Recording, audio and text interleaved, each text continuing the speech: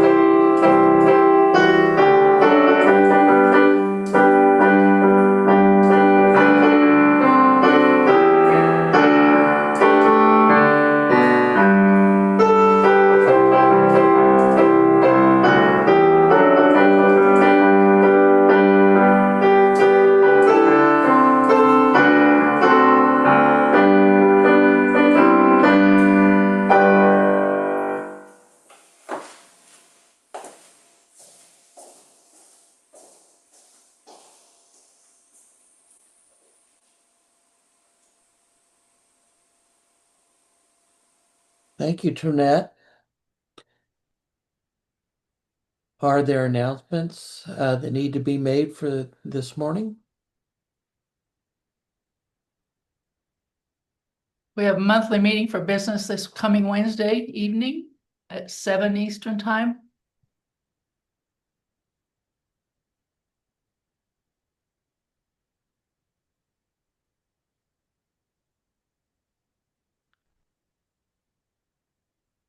How about, excuse me, how about joys and concerns?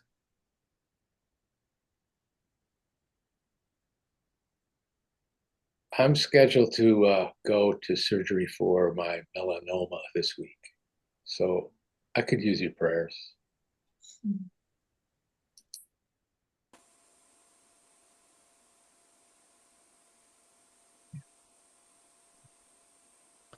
Well, I have a joy and a concern. They are not the same thing. The joy is that Donna and Ron are joining us this morning. Donna's, as I mentioned earlier, stuff came on the truck finally. And so they're joining us. They're in the living room. And Ron has his apartment about a block and a half from us. And they are lifelong Quakers. So we're happy. I'm happy to have them here. The concern, and I mentioned it a couple weeks ago, I think, it's about daughter Laura, who was having some issues and going through some tests, and this is not public, so I'm asking you to please keep this among us. But they did some blood marrow tests. She survived breast cancer and then colon cancer, but now the cancer has spread to her bones. And at first they it said it was a very aggressive form, which meant she would only have about 18 months to live. But then after further tests, it is a treatable form. So she's back on some pretty heavy duty medicines and is going to have radiation and have some work done on her spine to stabilize it. But the family's pretty devastated again. She's been through so much. So prayers for Laura and Michael and their family would be really appreciated.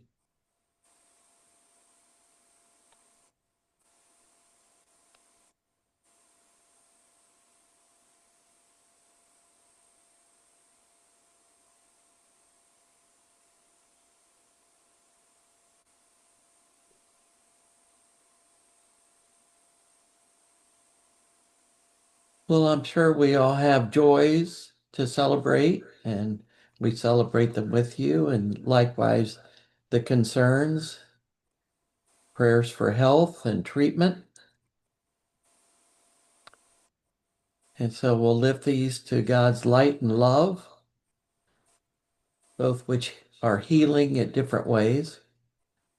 And we'll go into silence. And Sylvia is our worship leader this morning and will offer vocal ministry as she feels led out of the silence.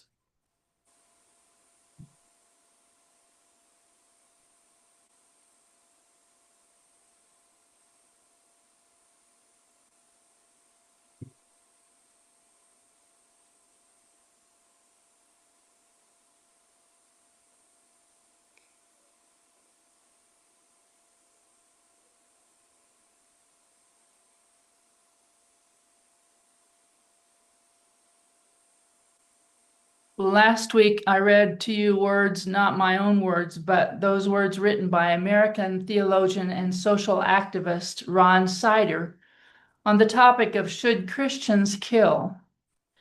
Ron Sider passed away in 2022, not so long ago. His obituary lists an impressive academic journey from an academic journey from a variety of theology programs and schools. And then it says, but what he would most want to be remembered for is this: he tried to follow Jesus. He read Jesus's teaching. He prayed. He loved deeply. He embodied integrity. He delighted in the goodness of his life.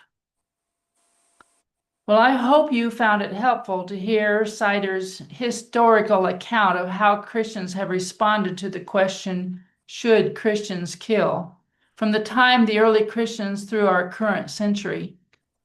I hope you understand more about the complexity of giving a truthful response to that question, whether it be a personal situation or a national war.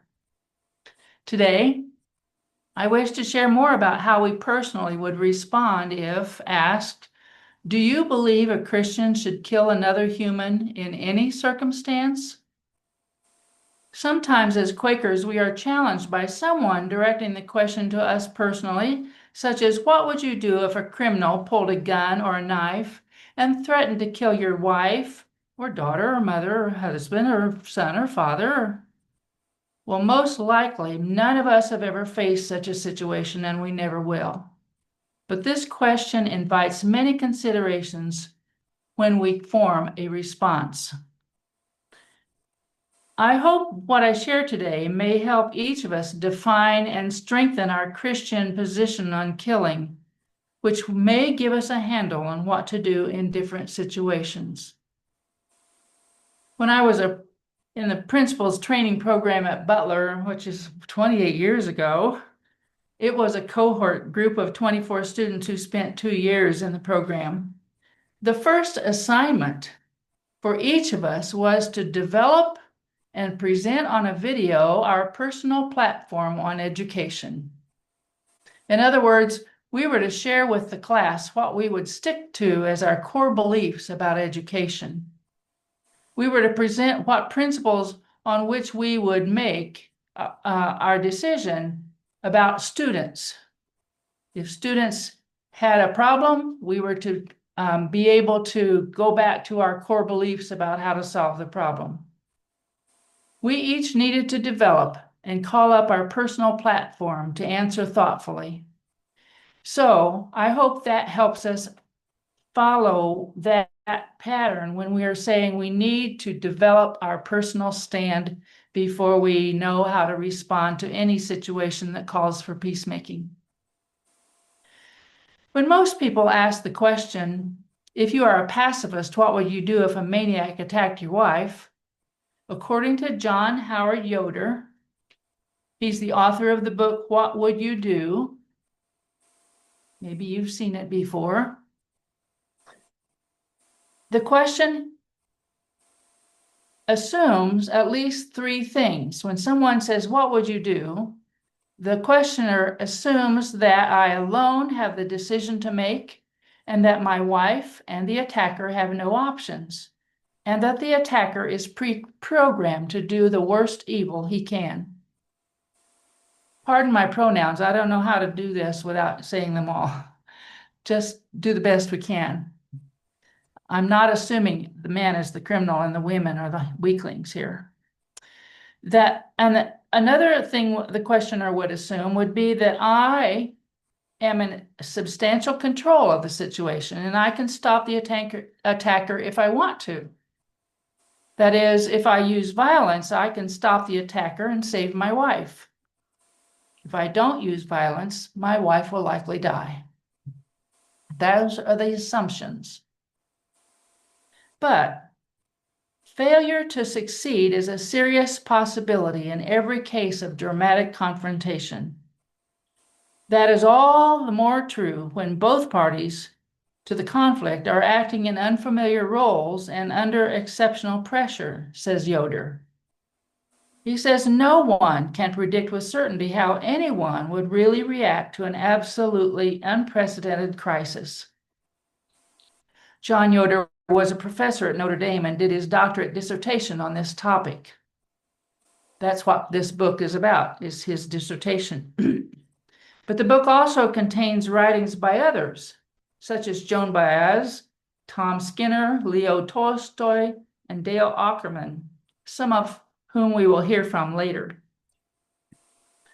But alternate considerations for the person responding or the person considering it, we consider that the person being attacked is also a responsible being and should be part of the decision-making process. If my spouse shares my values, then she would be guided by some of the same considerations which guide me.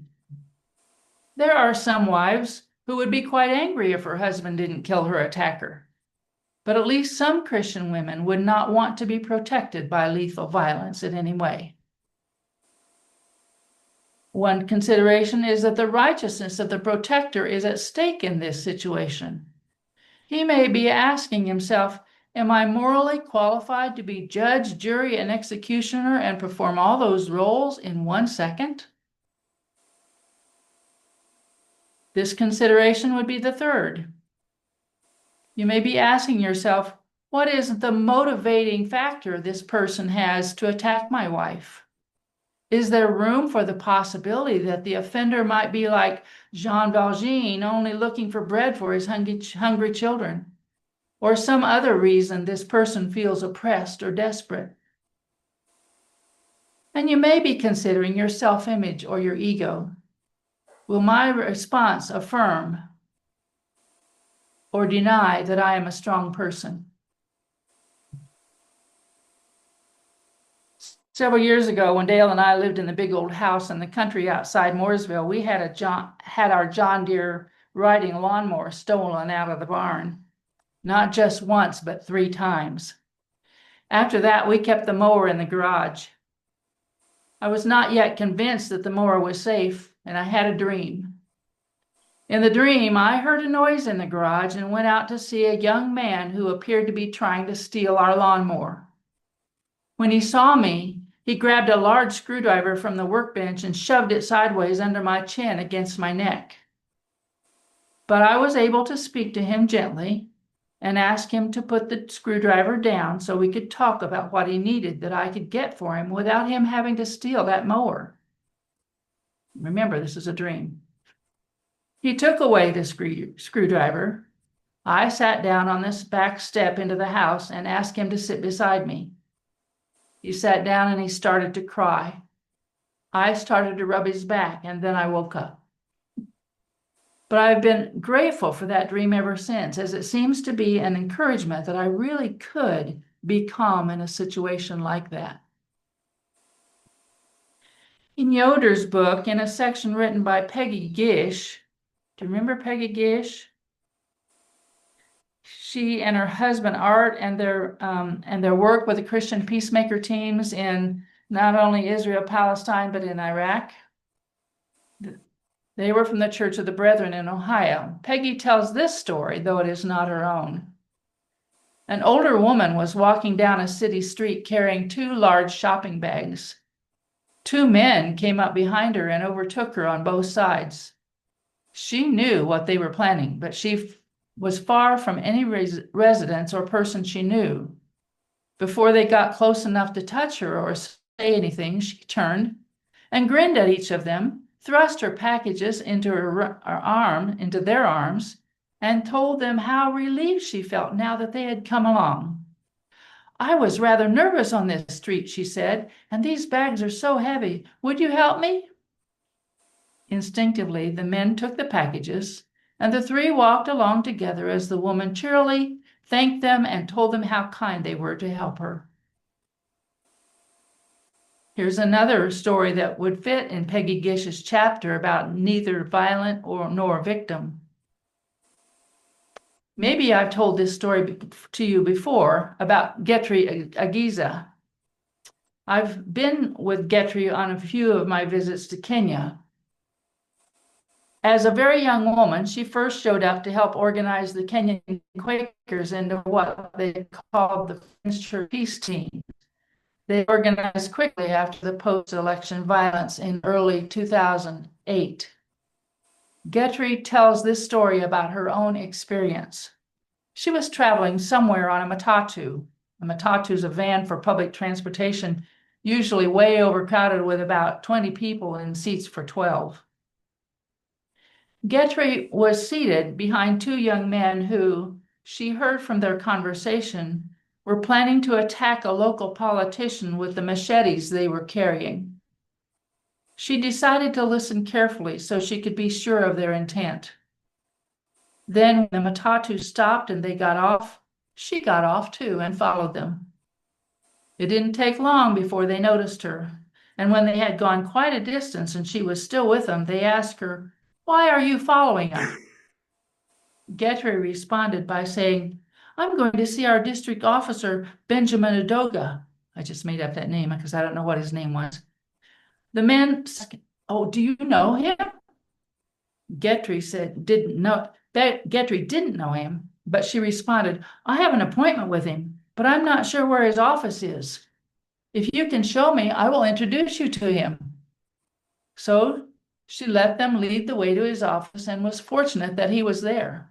She introduced herself and then asked the 2 men to introduce themselves and state what they were coming to talk with him about.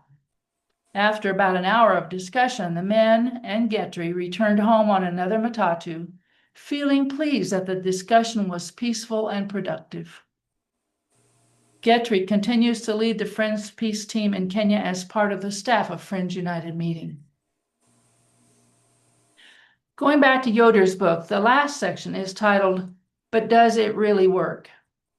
There are 10 or more stories that show that violence can be avoided with soft answers, with creative and gentle responses to anger. In the chapter written by Dale Ackerman, he writes, "One study showed that when a gun was used for home defense, those being defended are more likely to be killed than when a gun is not used.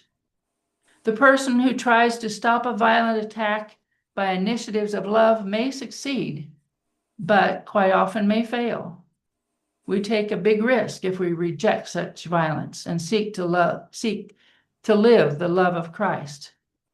But rejecting the way of Christ constitutes the greatest risk of all."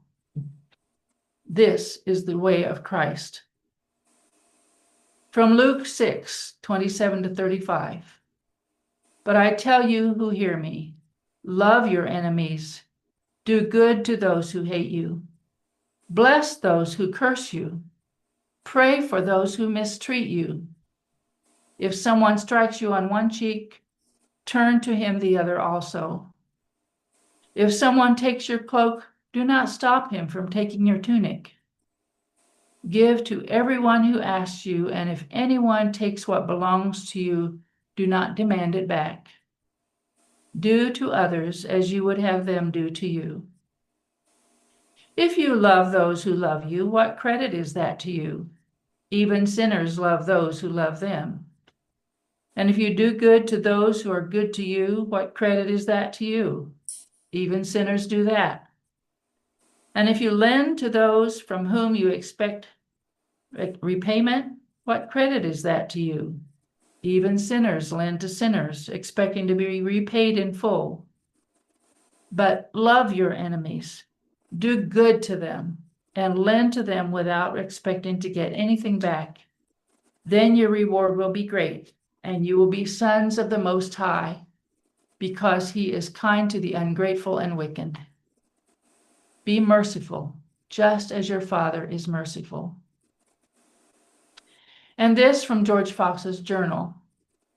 Our principle is, and our practices have always been, to seek peace and ensue it, to follow after righteousness and the knowledge of God, seeking the good and welfare, and doing that which tends to the peace of all.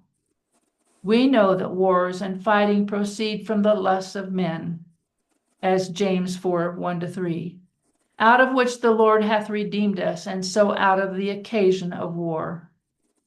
The occasion of war and war itself arises from lust. All bloody principles and practices, as to our own particulars, we utterly deny. With all outward wars and strife, and fighting with outward weapons, for any end or under any pretense whatsoever. This is our testimony to the whole world. And in 1660, George Fox articulated the Quaker peace testimony and presented it to King Charles II. In it are these words. You probably can say them with me.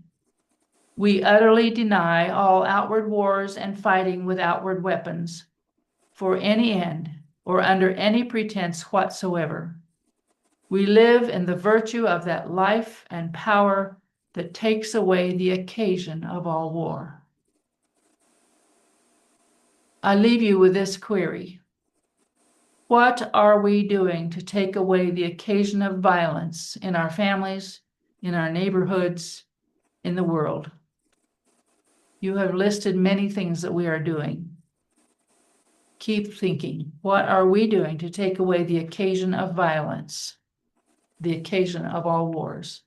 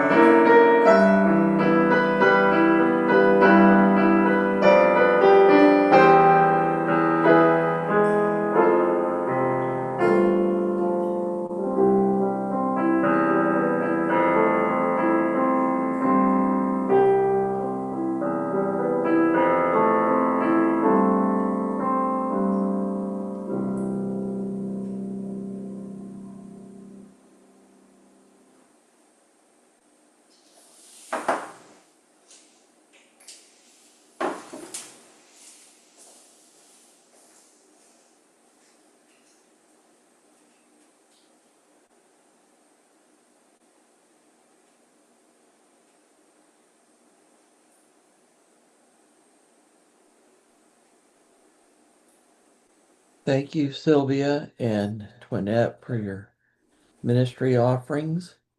We'll now continue with unprogrammed worship for those who can stay. We know some have to leave, so we bid you Godspeed for the coming week. Blessings, and look forward to seeing you next Sunday. Thank you, Sylvia. Thank you, Twinette. Thanks, Sylvia and Twinette.